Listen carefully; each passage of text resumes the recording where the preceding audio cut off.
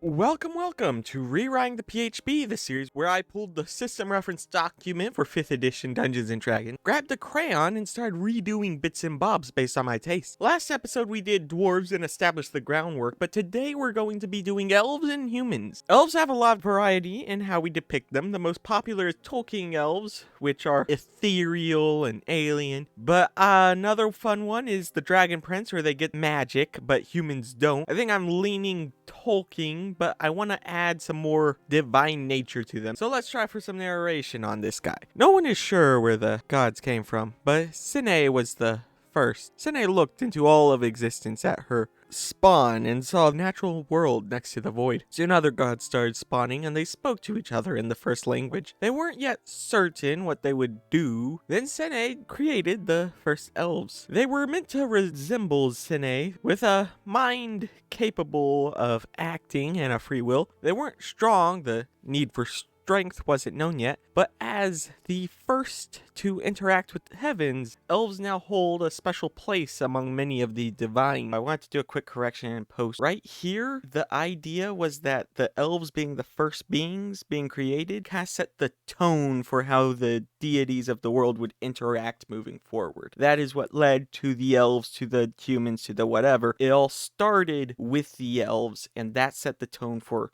everything else and how they comprehended their place in reality. Thank you. This will make them lean a bit towards being a cleric, but now for the mechanical changes.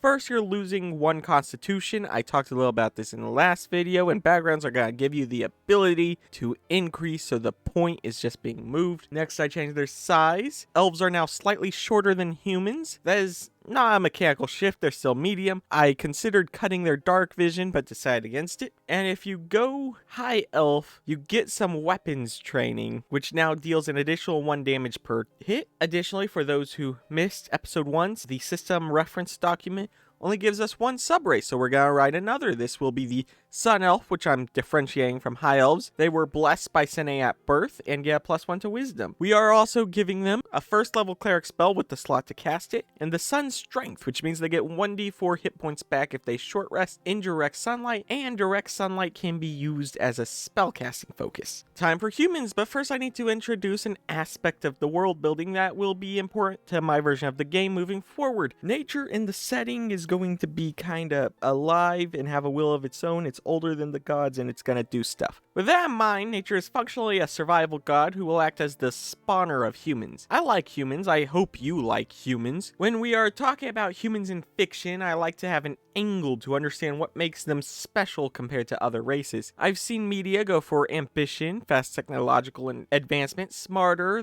jack of all traits, generalist. You know, there's a bunch of different ones. Here I want to go for them being taller, larger, more muscular than most of the other races, which is already in large part the case. You never notice how many races are short. And as survivalists, they are better at warfare than most of the other races, except for one specialized specifically into it. That'll be our orcs and stuff, which we'll get to eventually. Afterlife is important for understanding humans here. Elves will get the grace of Sun, letting them reincarnate themselves.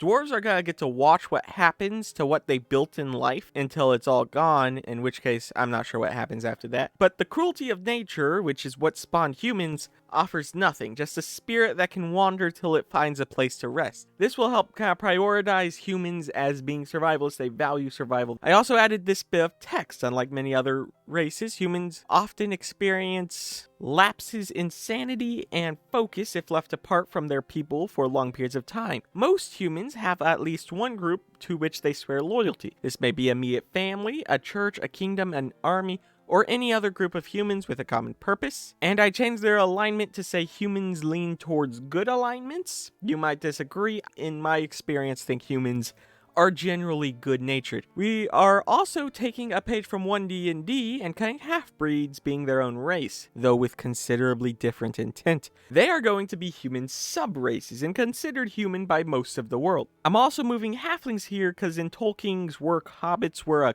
offshoot of humans. So when you select humans, you can choose human prime, half elf, half orc, or halfling. So the base traits of humans are going to give you 1 point to 2 ability scores, some tool proficiencies, and common +1 languages. Prime humans, that is you or me, get all the other ability scores to increase by 1 and a medium size. I'm also handing them the unique adrenaline rush trait, which will be when in combat, you sometimes feel a rush of energy and a numbing of pain. As a bonus action, you roll a number of d6s equal to your level and gain temporary hit points equal to the result. This ability can be used once till you complete a short rest or long rest. I might cut that to d4s or half your level. I'm debating balance. Halflings weren't changed much, but now they are a subrace instead of getting subraces. Half orcs and elves are mostly the same, but I changed the ability scores to only affect 1. And I noted that humans accept both varieties as humans, while elves and orcs don't accept them as elves and orcs. See what I do next with that fancy button down below? Please ride along with me. You can review my most recent version on my website. There's a solid chance that halflings get moved back to their own spot. Next week, I'll be doing Dragonborn, Gnomes, and maybe Tieflings. Then we can start to dig into the real mechanics that I want to change.